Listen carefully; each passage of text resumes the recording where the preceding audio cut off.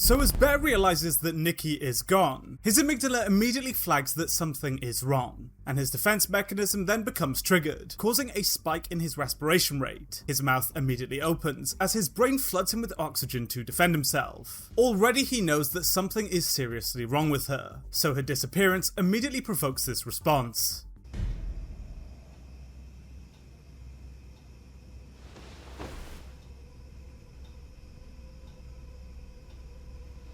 Nikki?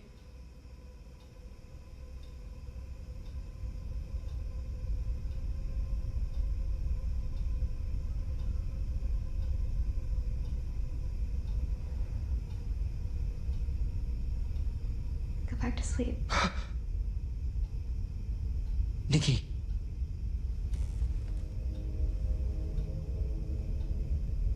What are you doing?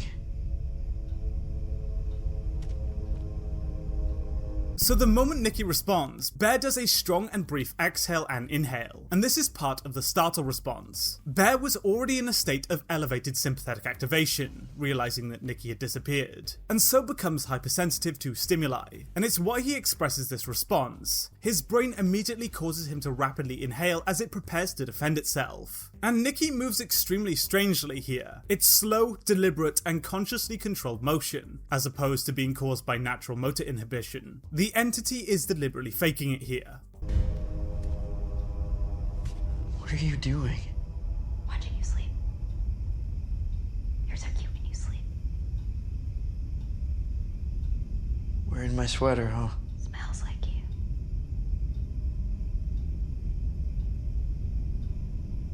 Can you come back to bed? No.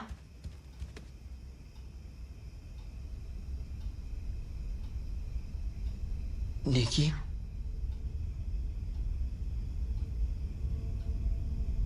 I don't like my dreams.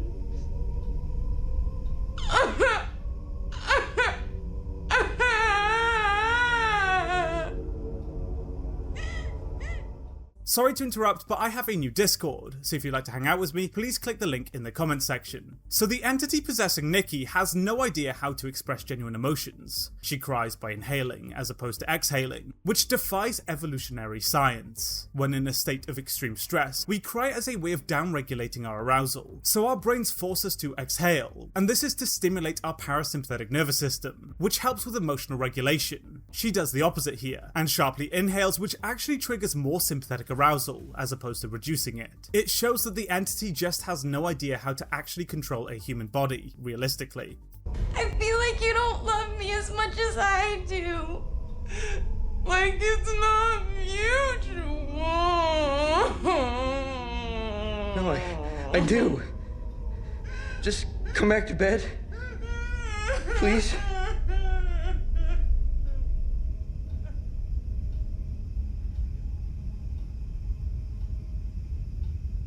Go back to sleep.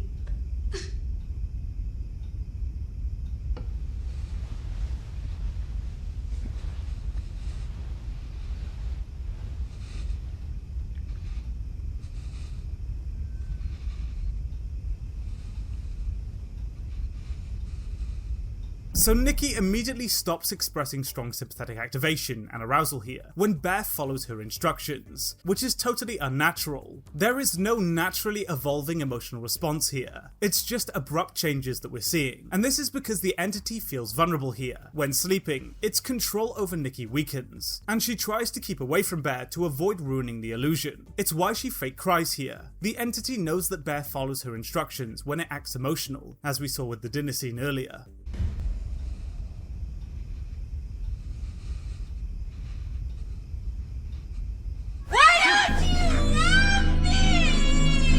Nikki! Nikki, where are you?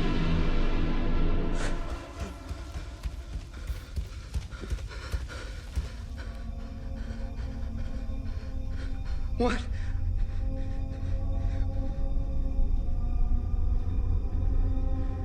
Nikki, what are you doing?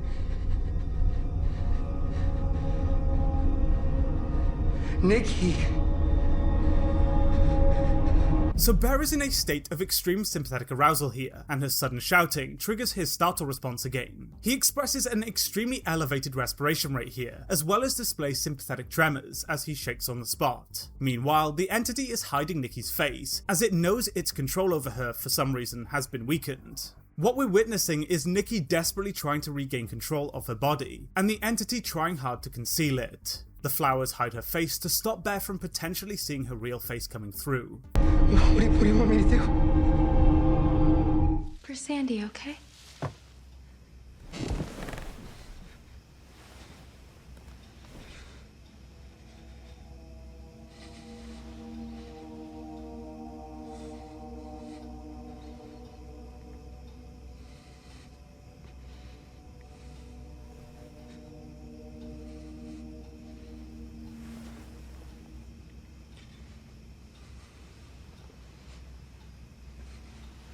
Stay!